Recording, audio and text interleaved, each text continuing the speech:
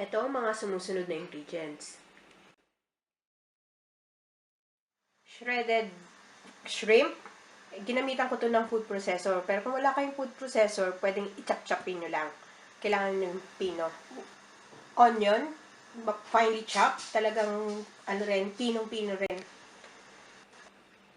Shredded carrots. Chinese 5 spices. Minced garlic. Brown sugar. Water chestnut. I-grate din natin to katulad nung sa carrots. Soy sauce. Oyster sauce. Spring onion chop.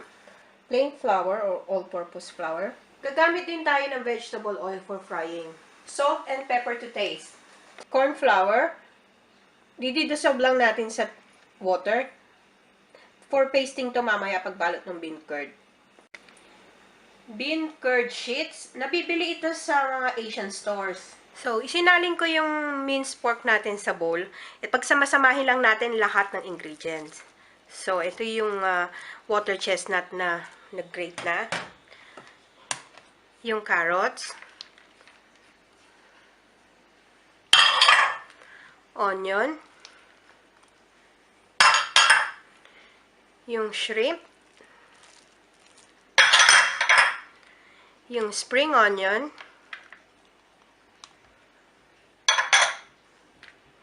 Yung Chinese 5 spice. Brown sugar. Yung ating garlic.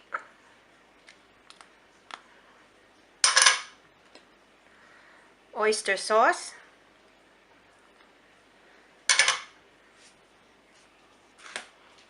Soy sauce. Yung flour. And, of course, salt and pepper to taste.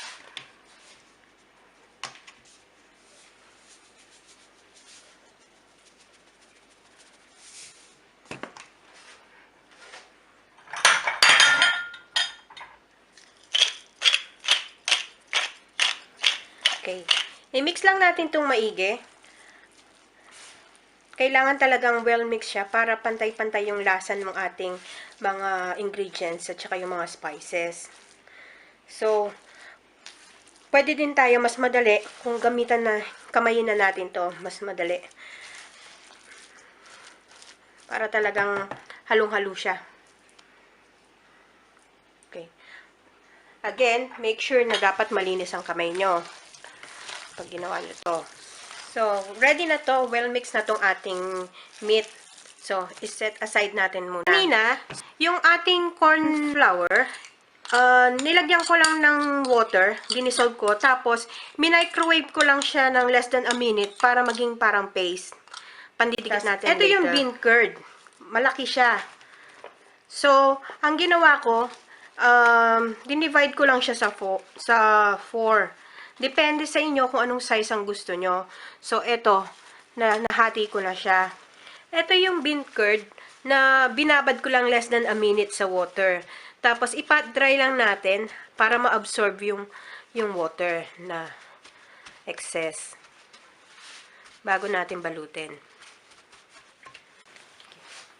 Okay, balutin na natin yung kikiam. Para lang din tayo nagbabalot ng lumpiang Shanghai. So, yung paste natin kanina, lagyan lang natin yung gilid. Sorry.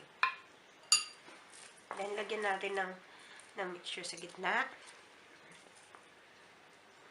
So, eto, ang size nito depende na sa inyo. It's entirely up to you kung ganong size ang gusto nyong gawin. So, ganun lang. Nilagay lang sa middle. Ipak lang natin siya. And then, roll. Then, yun sa sides, tiklopin natin. And then, roll. So, okay. So, yan. Tuloy lang natin ito hanggang matapos natin balutin lahat. So, sa frying pan, nagpainit na ako ng mantika. So, iprito na natin to. Okay, dapat medium heat lang para hindi masunog at para hindi hilaw yung loob.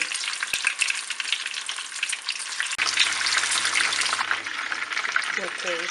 Bali-balik na rin lang natin habang nagpiprito para even yung pagbabrown niya.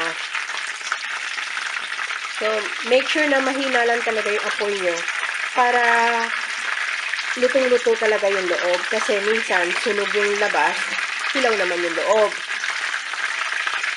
Okay, luto na to. So, pwede na natin itong hanguin at ilagay sa plate with the paper towel para i-absorb yung excess oil.